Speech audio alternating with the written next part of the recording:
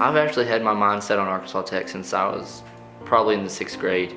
My best friend's brothers went to school here and they both played football here, and we would come up and we'd watch the games, and it was always a really good time.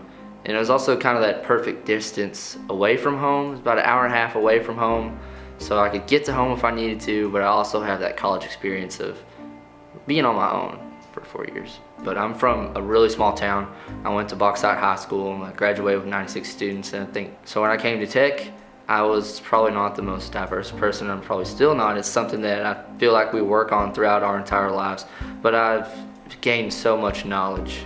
And you always hear people say that diversity is everybody's differences, but you can also look at it as diversity is the one thing we all have in common. I guess learning to work with those differences and those different people and different backgrounds, it's really been a delightful experience for me to, and it's also challenged me to be a better person too.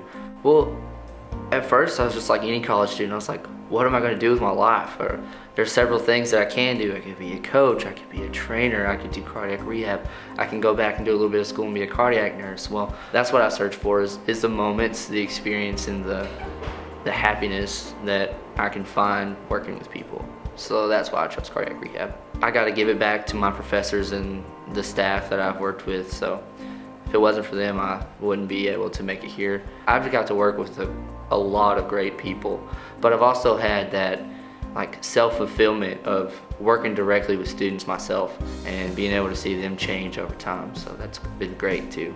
I don't think we have a cap.